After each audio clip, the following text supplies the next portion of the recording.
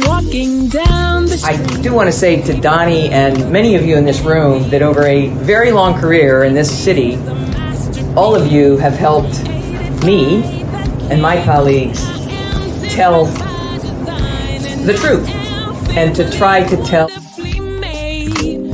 I may not look like you and you me, but Put my hat up. I'm South Carolina, so I just... What does this event mean to you, Miss Peggy Morris? Oh, my heart, Happy 20th anniversary. my heart is about loving up on my sisters. Do you know what it feels like to have your sisters in the room? John. And that'll be different and unique. I'm gonna be the best me I can be by letting His glory shine through. I am beautiful, I am blessed, but not just what you see in the flesh. I'm free from people, free from myself. There's The doctor lived next door to the janitor to the reverend and the lawyer. We were together. Now we get so high and mighty that you create stress for your society because you don't like poor black folks either. That's a health problem.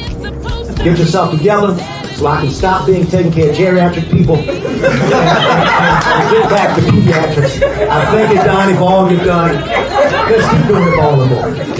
letting His glory shine through. That'll be you, that'll be me, that'll be different and unique. I'm gonna be the best me I can be by letting His glory shine through. And I dare you, I dare you, I dare you to be you. First name's Doni, last name's Glover, in it to win it for the long haul, baby. This has been a very, very interesting week, to say the least. But thank you, Lord, we made it through.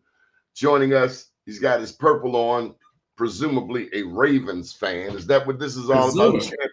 Championship Friday. Let's go. Purple Friday, baby. Let's go.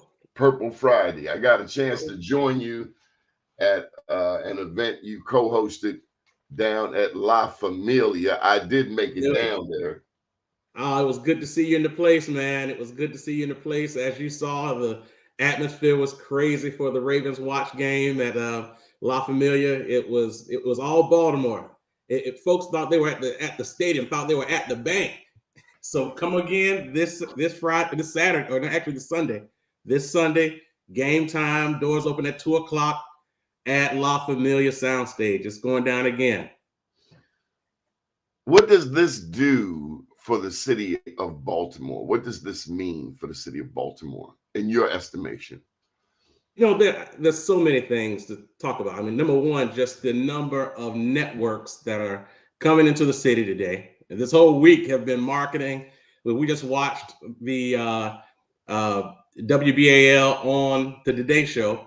You know, so all the networks are coming, and it's great for the economy for the city. So folks are buying, they're spending, they're doing their thing, they're staying at the hotels, they're going to the restaurants. But more importantly, I think it lifts the narrative, if you will. You know, all we hear about is the deaths, murders, all the crime and all this kind of stuff, and it changes the conversation just for a little bit. And that in and of itself is great for any city, not just Baltimore.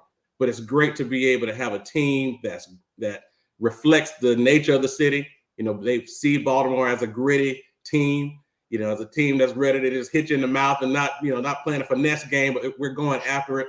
And it's been like that all year. And historically, it's been like that for Baltimore. So I think it works when cities have great sport teams. So when there's a great football team, or even the case for the Orioles, it's definitely great for the city from an economy perspective, but also just from a city morale perspective.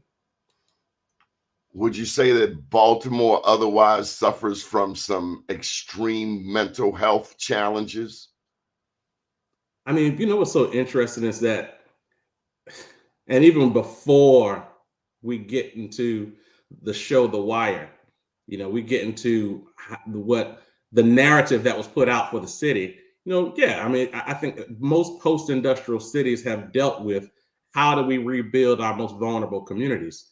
And until you figure that out, you're going to have poverty, you're going to have crime, you're going to have all the things that comes with not rebuilding and not investing in your most vulnerable community. So it's not just Baltimore that's going through that. That is an issue across the country. But Baltimore, uniquely, because of the success of The Wire, has marketed that this is a city where, that you don't even know anything about any other aspects. I remember before I moved to Baltimore in 2004, and folks were like, man, you don't want to go there. I'm like, what are you talking about? And this was maybe like early in The Wire. It's like, man, that's The Wire. And I'm like, the whole city is not that pocket of that show.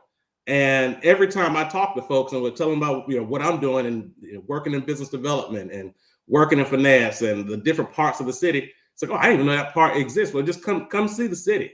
So we have to get over the narratives all at the same time, addressing the fact that there are issues just like other post-industrial cities. How do we create and attract investment in areas that the government and other corporations have chosen not to invest in? In Frederick Douglass's The Narrative of the Life of Frederick Douglass, it starts off with a quote from Wendell Phillips, which says, "It is time for the story of the hunt to be told from the perspective of the hunted." It is time for the story of the hunt to be told from the perspective of the hunted. That's what Frederick Douglass wrote. And let me just bring in our reporter extraordinaire, Mr. Richard Deshay Elliott. Richard, good morning. Good morning. Good morning. We were talking about the Baltimore Ravens, their success, but then we were going back and looking at a storyline. And just as you were tuning in, I was referencing in Frederick Douglass's narrative, where Wendell Phillips is quoted as saying, "It is time for the story of the hunt to be told from the perspective of the hunted." And so my question to you, Byron, is, in all of the good, the bad, the indifferent, what is the role of Black media? I'll tell you, and Donnie, to be completely honest, I know I've shared this with you, but it is the role that you play, the role of what's actually going on the ground. Well, definitely, and not just you, but others. Others who are. And so it's important to highlight this because historically, Baltimore has had a great history in news, Black media, and marketing for the city. So when you talk about the Afro, 1892, being around that long, family-owned business, but being able, the question is, who are you? The story of Black people and making sure that it's not just one-sided, right? So I will say to you, one of the reasons why I continue over the years to come back to what does Doni have to say about this? Because a lot of times we can get caught into sharing the good and not always what's going on the bad, and being able to articulate the bad from our perspective and not just what the Sun has to say about it, especially what's going on with the Baltimore Sun right now. So we have to make sure that if something happens, okay, we heard that on the news, what's our perspective? What actually happened?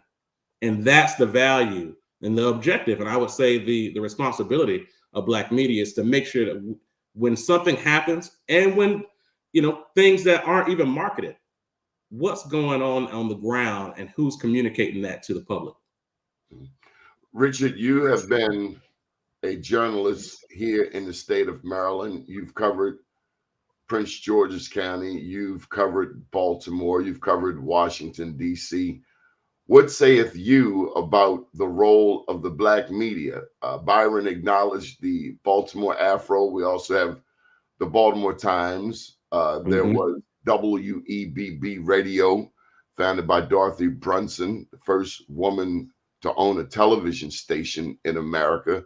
She owned WEBB Radio here. We have WEAA, of course, where I do a segment. In your neck of the woods, Richard, there's also the DC Afro, and there's the Washington Informer. I'd have to acknowledge Kathy Hughes' stations, although we sometimes wonder about them. I did 21 years there, and I think I've earned the right to question Say something. whether or not Black people are being effectively represented. Of course, this is a business, but what saith you, Richard? Black media, Baltimore, DC. I think that the biggest angle where we fill in, where we have a niche, where we have a need, is covering the local events that for many other publications might get a sentence, might not get mentioned at all, would not ever draw a photographer. Letting, these local business owners, as stuff is opening, making people aware of how they can go patronize their businesses. Also making sure that people are aware of what's closing so they can alter their shopping patterns if they need to. That's what I think, had the most success with over the past year.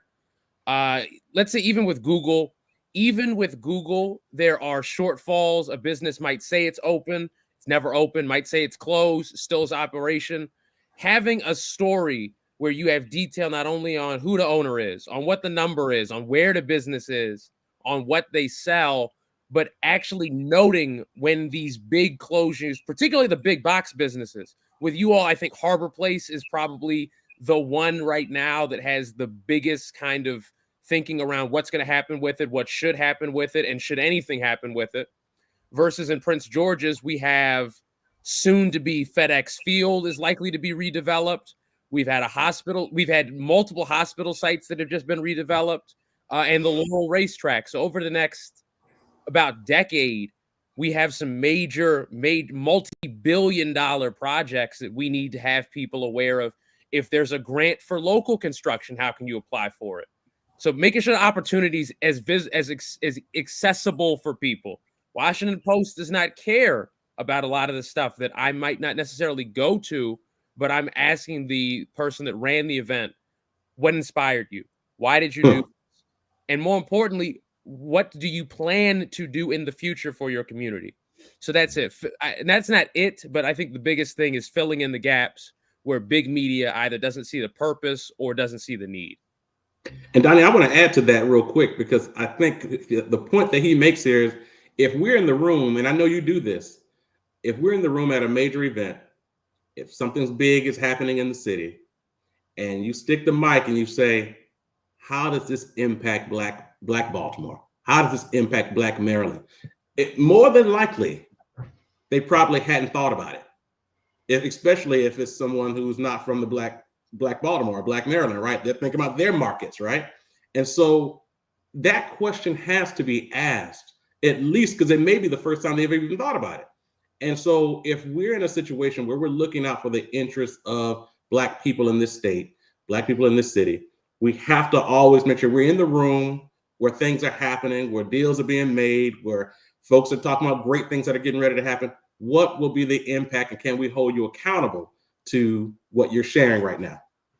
Donnie, let me piggyback real quick. And I think that's essential. That accountability component is essential, because otherwise it leads to people jumping to things that are naturally, reflexively critical of leadership without reasoning.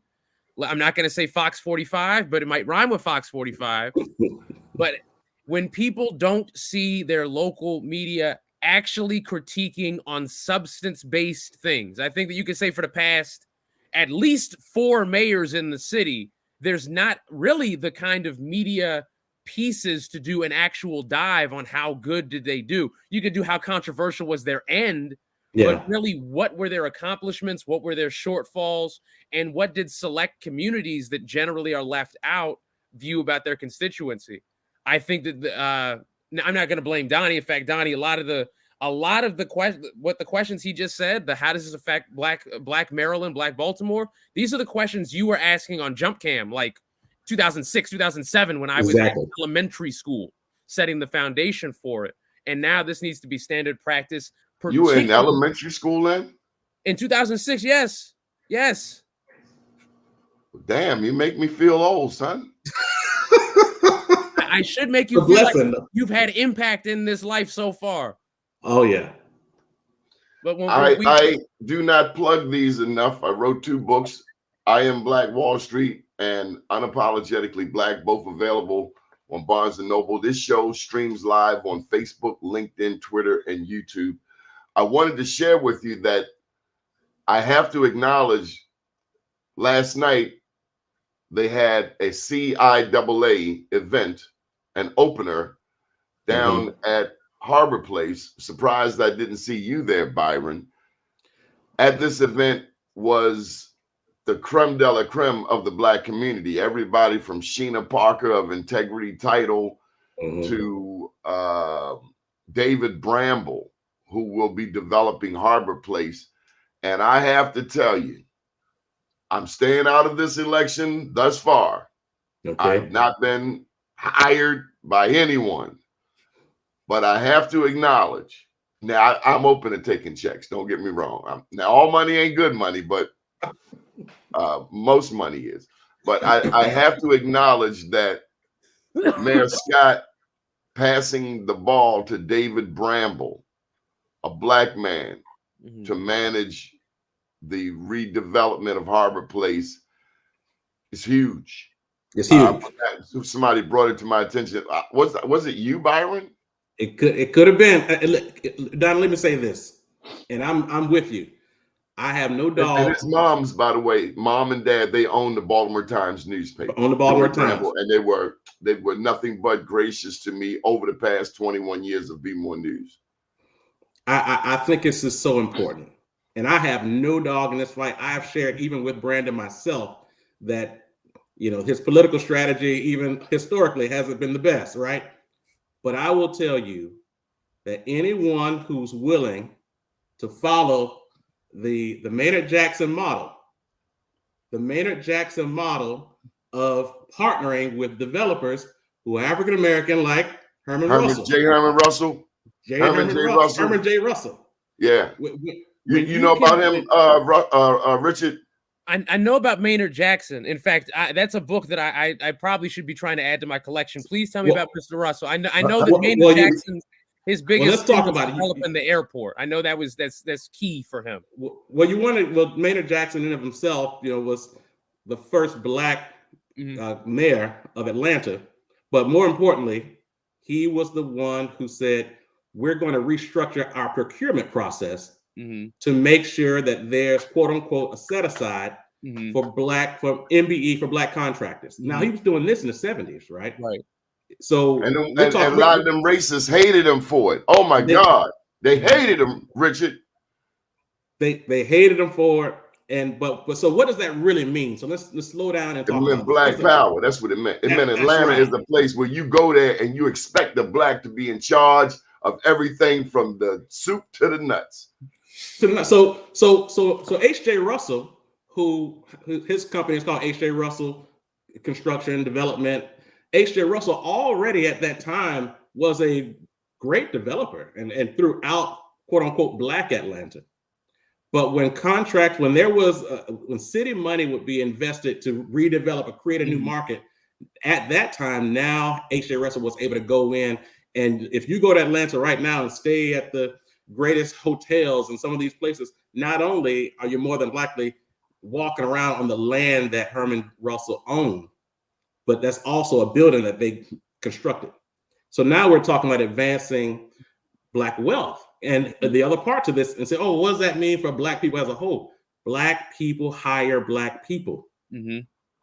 So I said all that to say, and I'm just, like I said, I have no dog in this fight, in terms of mayor, but Brandon and his team has not done a good enough job of marketing the fact and what the real impact is when you do a deal with a David Bramble, who's done, he's not some small developer. This is a guy who's been doing multiple developments throughout the country, but definitely throughout the region. This is a good play. So this is a good play. What does that mean from a Black economic perspective? And it's a great opportunity. It means Black power in a trajectory, in a vertical that we have not capitalized on enough in the past, especially given the plethora of Black elected officials. God damn, we got the Black governor, the only Black governor in the country, first Black governor in the state of Maryland. You got a Black treasurer, Derek Davis. So you got Westmore, you got Derek Davis, you got a Black speaker of the House, first time ever in this racist ass state of Maryland. Adrian Jones. I mean, damn, if you have all of this political power. Too. You got like 5 black committee chairs too. CT, Vanessa, Jocelyn Pena-Melnick. I can't think off top in the Senate because they changed so much, but there are also several black committee chairs, vice chairs. Oh, Tim, all of it. All of it. So to have this political power, if it does not parlay, if it is not parlayed, if it doesn't translate into economic development for the black community, then it's all for naught. Well, I'll tell you this, and this is it. And it also means that we're some of the dumbest sons of guns on the planet Earth. You have all of these keys, and you haven't opened any doors for your people. You should go jump in the damn harbor right away. Yeah, well, so again, but I think it's important for us to outline the fact that who's teaching us? If we had that book you showed us, Herman J. Russell, right down the way, you had Marion Barry, and you know this. Listen, this damn Donald Trump, this son of a gun should be strung up, lynched, locked up, thrown under the jail. But no, you have all of these Trumpsters, including some black people, who are defending this privileged entity called Donald John Trump, when he is despicable. That's what we're up against. And this son of a gun is talking about making America great again. I'm telling you, you come try to put a chain around my neck, I'm going to put a chain around your mama's neck and your granddaughter's neck. Don't come over here with that foolishness. I don't know what he meant. What does he mean, want to make America great again? What time period are we talking about? And what in the hell was wrong with Nikki Haley when they asked about the Civil War, Richard? She's well, the Republican primary, like both presidential primaries now are fundamentally broken for reasons that I would almost call political cultural reasons. Then I would even say kind of administrative reasons. There is in effect no Democratic primary this year. No. While I believe that Joe Biden's first term, basically except for his actions on Israel, are among the greatest first terms of any president in American history on some Lyndon Johnson type stuff. Seriously, the amount of money that he gave out to the localities and the states, it is a shame that money was not better invested into long-term infrastructure and development and instead was mostly spent on, you could basically say, re-election campaigns and the promises for re-election campaigns across the country. But in the Republican presidential primary, everybody's competing to be vice president. Everybody that was running was competing to be vice president. Yeah. Ron DeSantis, he jumps out the race, doesn't have enough money, but as soon as he gets back home, they have they're pushing legislation where you can't call racist a racist. If your ass is a racist, you're a racist. If your mama was a racist, your mama was a racist. If your granddaddy was a racist, your granddaddy was a racist.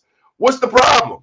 Yeah, they already had Don't Say Gay, and now they have Don't Say Black.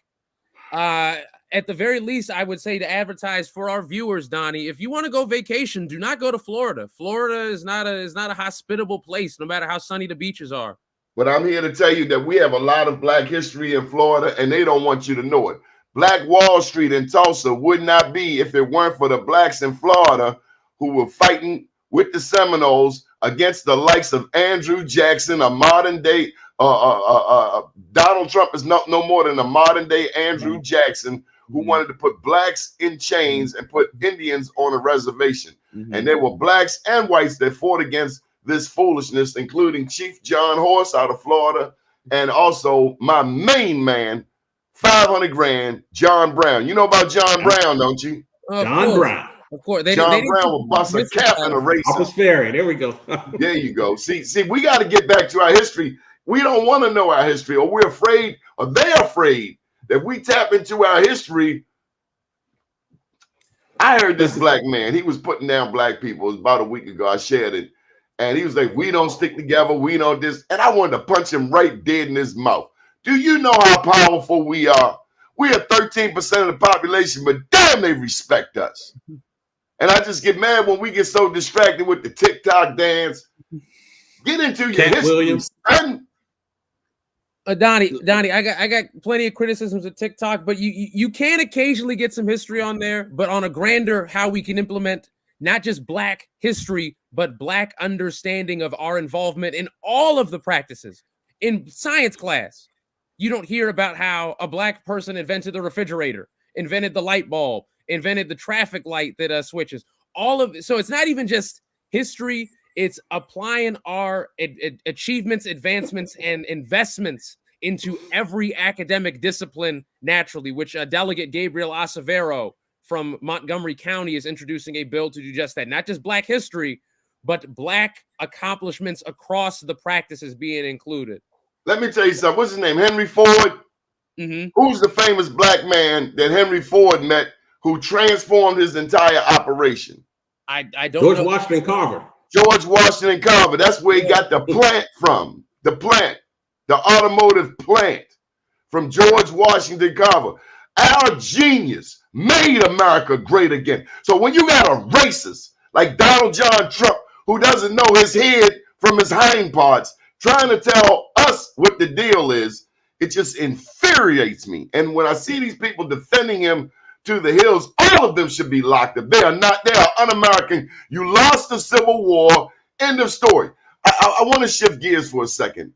In the New York Times, columnist Thomas Friedman writes that Netanyahu is turning against Biden. This came out about a week ago, and I'll just share a bit of it with you. I'd love to get your feedback.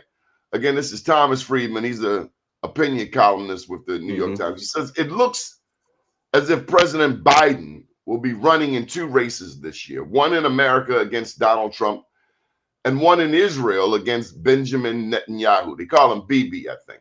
Mm-hmm. Maybe Trump could name Netanyahu his running mate and we could save a lot of time. Biden's support for the Israeli leader is costing him with his own progressive base, while Netanyahu is now turning on Biden in ways that could win Trump fresh support from right-wing American Jews. Trump, Netanyahu 2024. That has a certain ring to it, not to mention an air of truth. Almost done. Why do I say this? Because at a nationally televised news conference 2 weeks ago, Netanyahu made clear something he had only hinted at in recent weeks. Recently, despite the disastrous Hamas attack on October 7th, happening on his watch, he is going to frame his campaign to stay in power with this argument. The Americans and the Arabs want to force Palestinian state down Israel's throat, and I am the only Israeli leader strong enough to resist them. So vote for me, even if I messed up on October 7th and the Gaza war is not going all that great. Only I can protect us from Biden's plans for Gaza to become part of a Palestinian state, along with the West Bank governed by a transformed Palestinian authority. Richard, I'm gonna let you chime in first. Your thoughts? Oh boy, what an easy question to answer. So firstly, 100%. Biden, like I said, outside of his actions on Israel, has had a phenomenal presidency relative to other American presidents and his political situation in the first 2 years where he didn't have a majority in the Senate. That said, right now, I believe he might lose the election off of Michigan.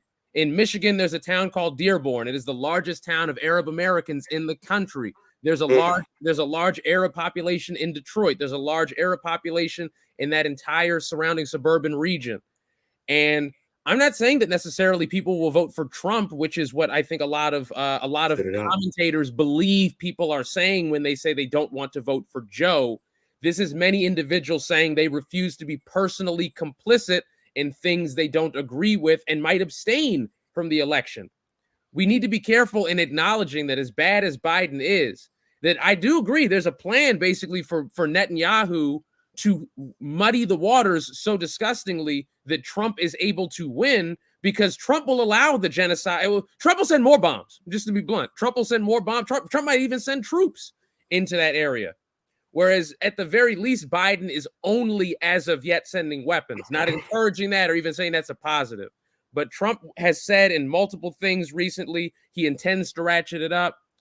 Donnie, interesting question. Which precincts in Baltimore City did Donald Trump win in 2020? I think you might know this. Come on with it, please. he won a few precincts in Northwest Baltimore City. Cheswold, I forget what the other neighborhood is called off top, but these are not Reformed Jewish neighborhoods. These are Orthodox Jewish communities that Donald Trump was able to win in both 2016 and 2020. These are areas that Larry Hogan won. Right. So when the war breaks out, you send their children over there. Do not send my children over there. Send their children over there to fight in that war. You know, it's funny, Donnie, actually in Israel, the Orthodox refuse to serve in the military and are given sort of like, they're given a waiver. So they personally don't have to serve, whereas their community is by far the most in favor of settlements, the most in favor of the war on Gaza, the most in favor of just general militarism. But to go to your earlier point regarding Bibi, he has a very, very sort of Putin-like a campaign style. Only I can defend against the outside invaders. Only I can make our nation as great as it can be. Only pretty narcissistic, huh? Right. And it's even more likely to work because they don't have in America, we just have whoever gets 51% of electoral college wins. In Israel, they have multi-party democracy. So you only need to be able to do a coalition government. And the right-wing other parties have shown that they, generally speaking, will align with Netanyahu for that 51% rather than having an even calmer status quo as the left-leaning party. Hey, I want to mention something on this, Donnie, real quick, and this is especially from a Black American perspective. You know, when we get, I'm from the South, I'm from Florida, I'm from the Bible Belt. Black Americans, and particularly Black Christians, are so set on making sure that you defend Israel without recourse, whatever the case may be. You defend Israel. And I think it's important from a government perspective to remember that in this country, we are not a theocracy, and neither is Israel. Israel is not a theocracy. We are not a theocracy. And when issues happen, it's one thing to identify how you worship and all that has happened, particularly in the Old Testament. But when we get into governing, it's important to understand the line between church and state. And from a Black Christian perspective, we bypass that quickly. So I want to highlight what that means from a political perspective. You know, Black folks in the South are socially conservative. And that's just a real deal. So they're staring at what Biden is doing right now and saying, you go all in. They're lined up with a lot of the conservatives on this. Well, I can say the old neoconservatives, not this new, DeSantis type conservatism. Yeah. So I just want to make sure that we put this into context, especially from a Black voter bloc perspective. Well, you know what baffles me is that when I look at the 10 Commandments and I see Charlton Heston and I see White Queen Cleopatra's, what baffles me is you're in the hottest region of the world. Where all these white people come from? What happened to the original Jews, the Hebrews? Why don't I see Black people in this story? There are some, Donnie. There's Some? not many of them, because they're not generally granted admission into Israel. There's well, who in the hell are these other people? They're the group. They're called. I think it's actually, unfortunately, a derogatory term. They're called Falasha. They are. It's not derogatory. They're out of Ethiopia, the Falasha Jews, who were not even welcome in Israel.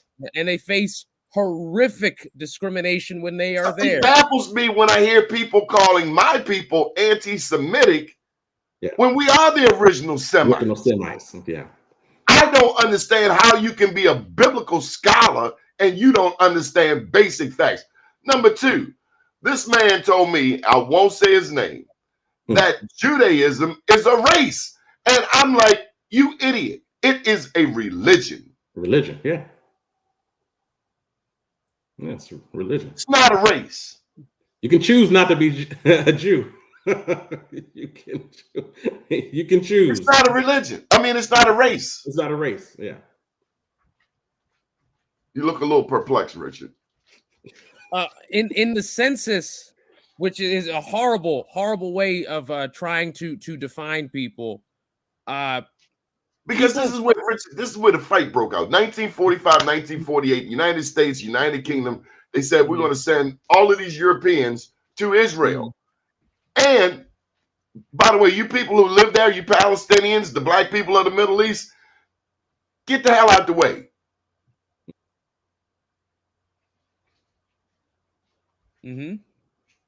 Byron, you don't live there no more. I own your house. You and your wife, y'all can go down the block somewhere, and don't make a lot of noise because I might pop this iron on you. And then to continually over the 70-ish years to whittle it and whittle it. And over 21,000 Palestinians have been killed since October 7th.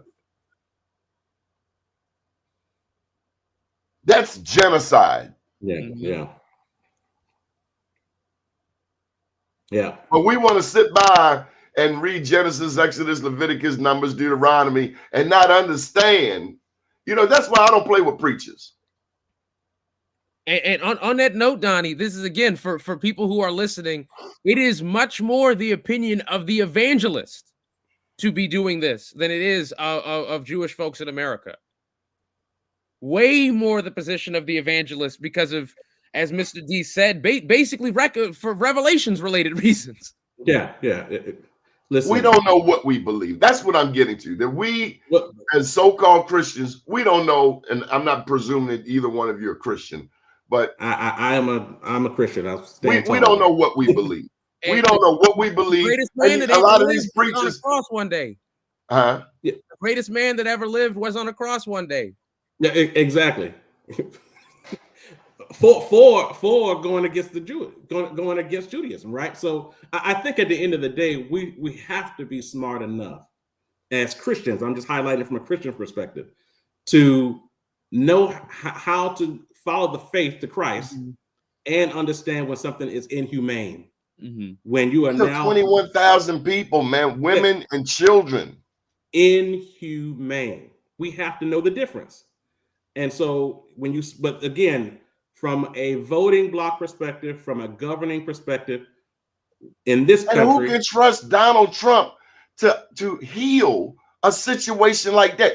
He doesn't know Nikki Haley from Nancy Pelosi. It's a wrap. And not only on Israel would Trump be a horrific potential super disaster, but regarding what's going on in Ukraine, I'm pretty sure first day that Trump would just say we pull back. And I'm not a fan of sending the money there particularly, but I think that Russia has very particular aims for all of Eastern Europe.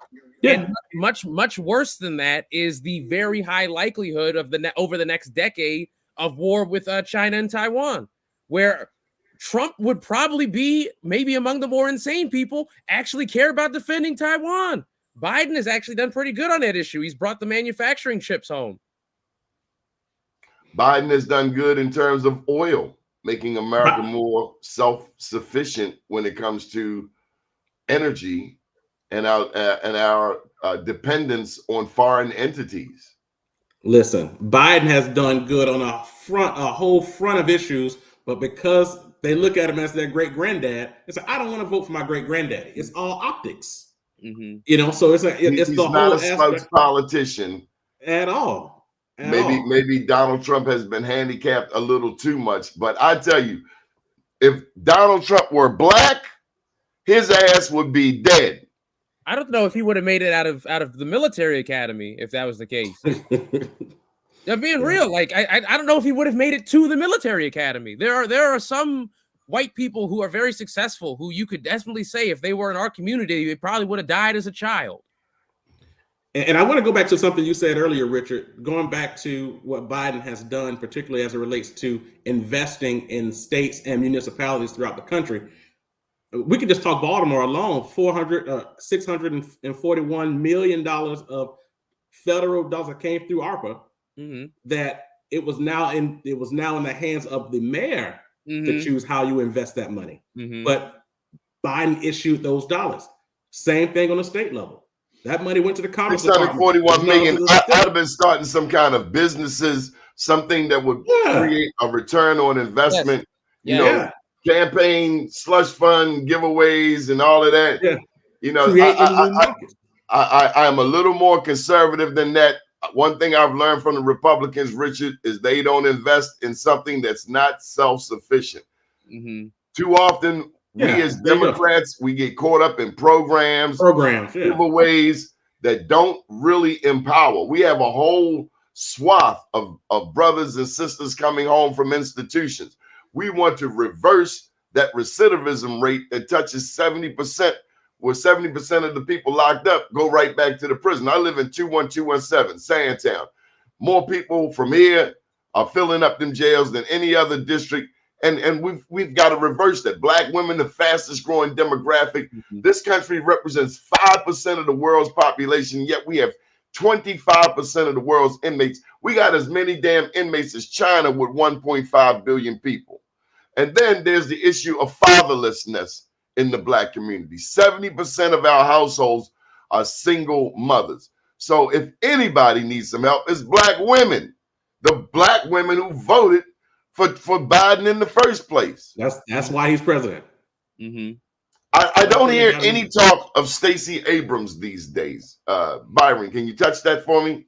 Well, you know, it's so interesting. I mean, the thing is, Stacey was one of the smartest sisters, and and not only just in Georgia, but across the country, and in terms of the way that she went about attracting votes. Thank you for joining us, Richard. I know Richard has to leave out. Yes, I'm not out yet, but I think walking over the laptop looks crazy.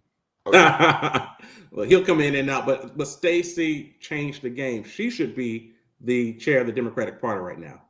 She should be the chair of the Democratic Party to initiate the strategy that she did in Georgia nationwide, which she understands how to increase. We talked about this a couple shows ago, of highlighting the communities that if they voted, if they increased their voter turnout just from say 4 to 8, 4 to 7, particularly in swing states, those states would go blue.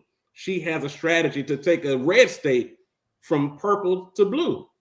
She should be the chair of the Democratic Party right now. I got to tell you, I saw the gentleman from South Carolina, the African American, I think his name is Scott. What's his name? Yeah. Tim Scott. Tim Scott. And golly, bet you by golly, wow. I didn't know that Sam Bowen was still in style. This man's head was so far up Donald Trump's anus. I just could not believe that I'm watching this buffoonery in 2024. I'm speechless. I just love you, Donald Trump. It's like, what sick meal? Who poisoned this guy? It's embarrassing. It's embarrassing. As a Black man, I'm ashamed of him. Yeah, it was embarrassing because he represents, when you are on a national platform like that, you're representing us, other Black men. Man, give him some gold paper to wipe that doo-doo off his nose. Yeah. Listen. When Barack Obama became president, I would walk into corporate boardrooms standing tall with a lapel pin on, a flag, just because I knew I wanted them to see what a descendant, what the offshoots, what the branches of Obama looked like. And that was important.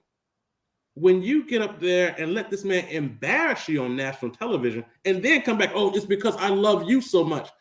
Our ancestors roll over in their graves. Yeah, that's right. Harriet Tubman rolls over in her grave. Frederick Douglass, Nat Turner, Toussaint Louverture, they roll over in their graves. King Bayano, King Miguel, Zumbi down in Brazil, Nani the Maroon Queen in Jamaica, they roll over in their graves when they see a Tim Scott doing that step and fetch it Sambo buck dancing. Shame on you, boy.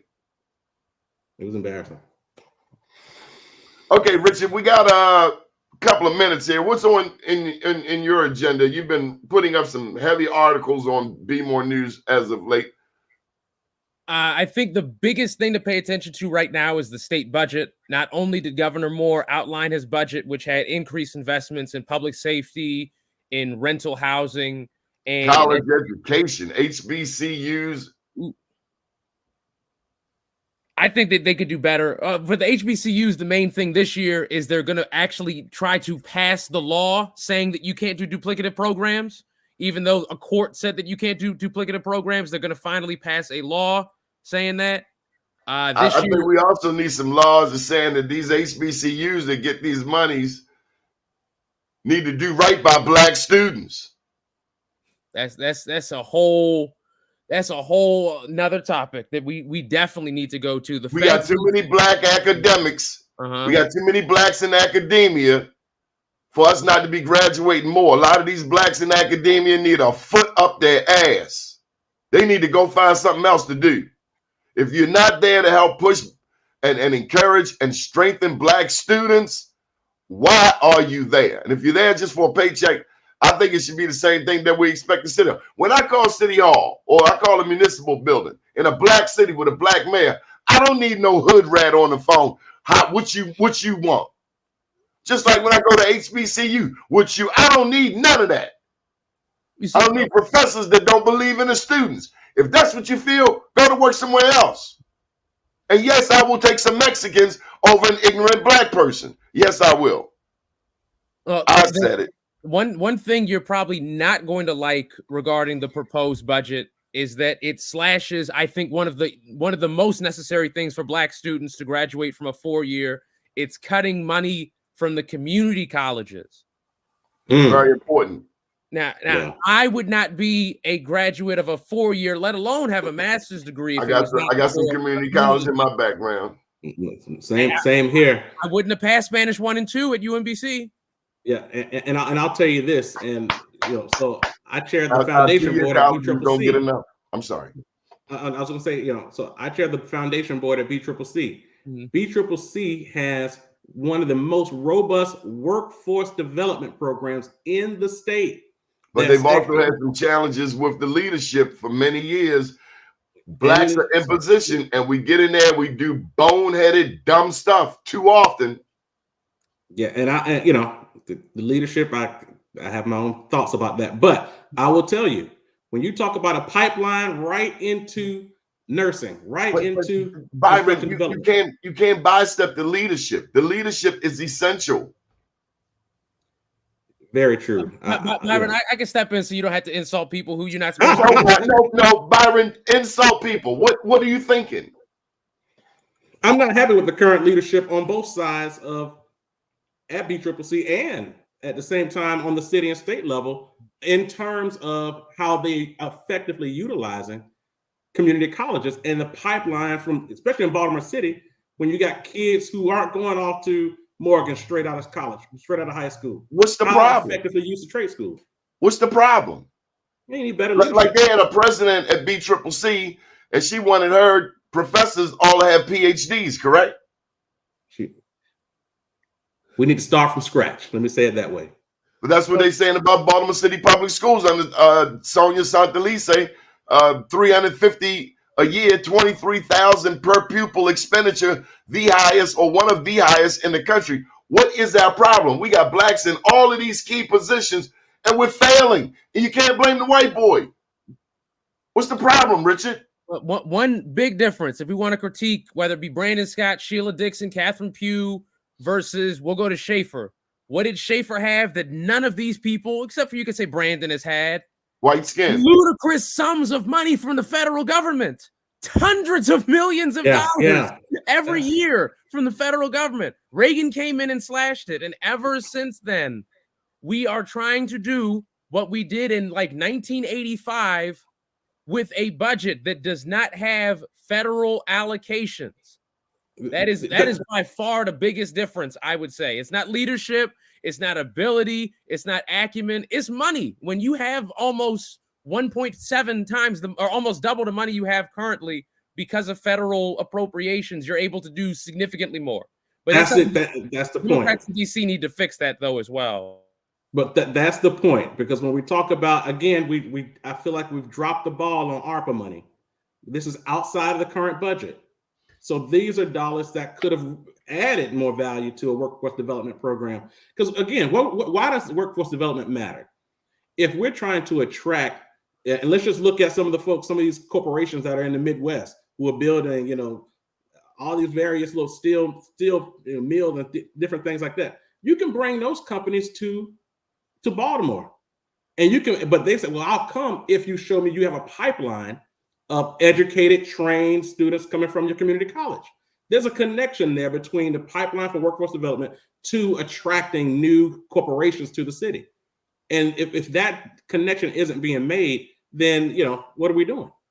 Other than funding more programs that's not addressing increasing the worker base. I want to pose this question to both of you gentlemen. As we have Black people in key positions, academia, science, technology, law enforcement, across the board, do you find that Black people, this current generation, I'm 58, so people much younger than me, Richard's age, Richard, do you find that your generation wants to work? Wants to work is a horrible, horrible premise. Now, I'll say people want to get a return on what they have spent their energy on. The problem being that inflation has gone so crazy just across my lifetime that the work does not even seem to remotely reflect the amount of energy. We also have a productivity crunch where not only are we expected to do the work of maybe 7 or 8 people, 40 years ago because of computers, but here's a real sticky situation, Donnie. You're my age and you're good at your job. What does that get you? What does that get you? It gets you more work without additional pay, just to be honest. That is what being good at your job, people now recognize, does. But what that means is I think more people want to own their labor. More people want to start their small businesses. More people want to hustle on their time. So I think that maybe the way I'd put it is, and even for myself, working a 9 to 5 where you're productive perhaps for about an hour and a half of it, people don't like as much, but people love significantly more selling their labor on their terms, on their time, which is what I do and which I love to do personally. I might work like 5 hours a week. They're 5 highly productive hours. There we go. Donnie, I want to say this, and now you're getting me excited, because at the end of the day, that's what we need. We need folks to go. College is perfect, right? Because you can go and learn, study a particular area for XYZ year, for 3, 4, 5 years, graduate, go and work in that field, work for a corporation for 2, 3 years. Mm-hmm. But all the time while you're there, you're planning, you're strategizing how you're going to compete in that marketplace. That has to be the objective. Because again, Donnie, we talked about this a couple of weeks ago. We may not have the densely populated Black community anymore where all the social classes were in one demographic. So we may not have that anymore. In one geographic. Meaning, the doctors, lawyers, the workers, everybody's all in the same geography. Yeah, that's right. So we may not have that anymore, but we live in the information age, and we can still provide goods and services for every aspect of the Black community and anybody else's community for that matter. So because we have websites with e-commerce, the whole 9, we just need to make sure that we need to increase the pipeline of Black people who have businesses and how they get access to the consumer base across the board. That is what we need. We need more Black people who have businesses who can provide the goods and services across the board. And so I'm glad you shared that, because if that's what this generation wants to do, then all they need to do is just be trained and prepared to do it effectively and to create wealth using those models. And in fact, Mr. Deese, one thing I have to recommend, particularly from personal experience, I've seen that in 11th grade year, 12th grade year in particular, you're not learning stuff in school. You are there basically just for you to be accounted for as a citizen. If we can better incorporate 11th graders and 12th graders like they do in other countries to go into these workforce development programs, there will be people who are 19 making 70 grand with no debt. Donnie, what does that look like? When you know 19 it looks like an empowered community, because student loan debt has rocked his generation, Byron's and mine. Yeah. Oh, yeah. So the people my age we can't start a business because of debt, because of the interest rates, because of you have to work in order to pay stuff down. But the people directly under me, the 24 and under crowd, I see them as being probably the most empowered economically because they are going to go do that a lot more than just going to college because they're told to go to college. But on the flip side, we also have to convince them you shouldn't be scamming people. Economic fraud is bad. You will go to prison. You will go to the Jessup House of Correction. And to finish off a joke that somebody sent me in a meme the other day, you're not seeing people say, let's turn $50 into $5,000 anymore. Why? Those people are in jail for COVID and unemployment fraud. But we have lots of opportunities to help people start their business. And if we use our state money effectively to help these little business grants to get you from step one to step two, get you the consumer base so that you don't go into debt with your business. And maybe one day you can sell your business to a bigger business. Okay, we got 3 minutes left, and I got to pose these two questions for you. Yesterday, Sheila Dixon had a press conference on her crime plan. Last night, I saw both Sheila Dixon and I saw Angela Brooks. Angela Brooks is running for U.S. Senate. Earlier this week, I saw David Trone. He was in Baltimore with Martin Mitchell, who was supposed to join us today, but he has the kids. And they were pushing a livable wage, a fair wage. We'll be bringing them on the show next week. Let's start with you, Byron. Any thoughts on either race, the mayor's race for Baltimore or the U.S. Senate race for Maryland? Well, I think, when in terms of Senate race, when you look at a senator, and that's 6 years that they would be serving office, if they go in there with an agenda that represents the Black Marylanders and Black Americans for that matter, because they'll be dealing with a lot of national issues, then I feel confident about it. But if you don't go in there with a Black agenda, you could very well become Tim Scott. It doesn't matter which party you're a part of, right? And so that concerns me if she goes in there without an actual Black agenda. If we don't give her a Black agenda to go and champion, and in the case of, I think I've shared my points on the mayor's race. I think that at the end of the day, folks need to recognize how can we rebuild this city with Black economics as a major factor, as a major force. And I will say Brandon has took the right step in the right direction with Harbor Place or with the Inner Harbor. That so many jobs, so many opportunities are going to come out of that. The other part to that is they need to outline how we're going to address crime as you begin to continue to build and rebuild what we know as Inner Harbor. So I can go for all of that crime stuff, but I do not personally believe that the murders are down. I believe that they're killing people like it's going out of style in Baltimore. They said that the murder numbers went down below 300. I don't see it. I see shootings. I hear shootings every day, and we're 700 police officers short. So how in the hell could they have done anything besides sit in their cars? Okay, Richard, your thoughts. Oh, okay. For the Senate race. But that's just my parochial perspective. Mr. Deese, I like your metaphor of becoming Tim Scott, not necessarily becoming an outspoken and insane conservative, but of kissing ass for the sake of kissing ass, which is an unfortunate political disease. I think that, much to your point, the people who would elect the two different candidates for Senate, in my honest estimation, I believe that while Alsa Brooks has been talking about how I look more like you, I think more like you, there has been extremely little in terms of actual policy considerations. You can't think and look like everybody. There are competing interests. I have to say that, unfortunately. But with Mr. Trone, I do have to say that the push for a livable wage, the push for better business, the push for supporting federal projects. This is something that has been told to me by people among his staff, pushing for federal projects that would have much better kind of grassroots impact in the state, because the senator gets to pick, I think it's something like 27 pork projects, whereas a congressperson gets to pick like 8 or 11. So on that race, it is going to have a grand impact on what do you think the senator will have it on your line of thought versus your senators or versus the governors. We can see the thought process of the senators and the governors reflected in the budget. Where is the thoughts and process of the individual Marylanders? And is that enough to get Mr. Trone elected? We're going to see. On the mayor's race, I haven't been in the city, so in probably over a year and some change. But from everything I've been told by folks there, I think that right now Sheila is likely to win the race, but I think it's going to be narrower than I thought. To the question of the economic competitiveness of the city, which do people think is more important?